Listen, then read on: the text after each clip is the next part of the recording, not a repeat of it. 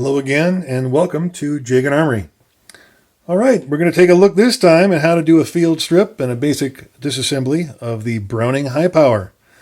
The Browning High Power, probably one of, if not the most iconic 9mm in history. I absolutely love them. I'm fortunate enough to own 4, and this one is a model, I want to say it's circa 1972. I believe is what I found the serial number to be. But anyway, we can get into more review stuff later. In the meantime, let's take a look at how to take this down. As always, we want to be sure that we are clear and safe when handling a firearm. So let's go ahead and drop the magazine, rack the slide back, visual and physical inspection, we're good. This particular model does utilize a magazine disconnect, so in order for the hammer to fall, we need the magazine inserted. Give it a pull, we're good to go. All right. So in order to take down the Browning High Power, a little bit different than we do most other models, but once we get by one particular interesting attribute, you'll find it goes pretty smoothly. Let's go ahead and rack the slide open, dump the mag out, make life easy. Here's the safety.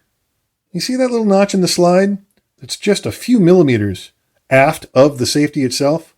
Go ahead and push the slide backward while adding some preload to the safety until the safety finds that notch. That is what I like to call the takedown notch, because once the safety is holding the slide in that retained position, it then takes pressure off of the slide catch itself, which you can just push up with your thumb. There's the pin on the other side. Give it a good push. It'll come completely out. We can then hold the slide, release the safety, and the entire slide will now come off the frame. The hammer will not fall because, again, this does utilize the magazine disconnect, so it's going to stay in the cocked position. So we'll put the frame aside. There's our slide catch. The guide rod and recoil spring come off like this. You notice the little ball bearing that's under spring tension inside the guide rod itself. And if you'll notice, for those of you that are 1911 fans, you hear me talk about 1911 so much in my videos because it is probably my favorite firearm. This guide rod in size, very similar to the GI guide rod that you see in most 1911s. Just kind of a little bit of lanyap there. Put that aside. And our barrel, of course, comes out like most others. Bit of a tight fit, slides out. So we have our slide, a bushingless slide. Well, pardon me. There is a bushing, but it is fixed and pressed into the slide, not removable like we see on a 1911. There's our barrel, guide rod, recoil spring, frame, slide catch, and this, of course, will go back together the same way it came apart. So let's get started with that. We'll go ahead and slide our barrel into the slide, slide it back into position. We'll put the recoil spring back over the guide rod. I like to twist it on. It makes that process a bit easier. Make sure that it's flush. Now you'll notice the guide rod, this could either be upward or downward, where this is going to fit into the the barrel lug itself, and in turn is the same hole that this slide catch is going to go through, right?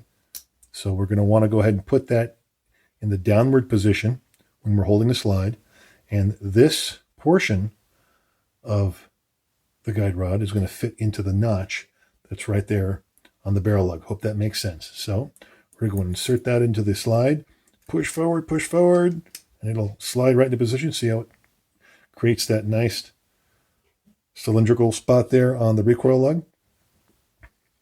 We're going to grab the frame, put this back on the slide, and we're going to rack the slide back the same way we did before, but since we don't have the slide catch in there, we're just going to preload the safety until it finds itself in that takedown notch yet again. There it is. Again, we'll take our slide catch, push it all the way through. Be careful not to damage the frame. This is an old firearm and it's got plenty of scratches on it already, but we want to try to prevent that as much as possible until it clicks. Now, what I like to do is lift that up with my thumb and pull this down with the other, and you'll see that just that slightest bit of movement while the slide locks onto the slide catch. There it is.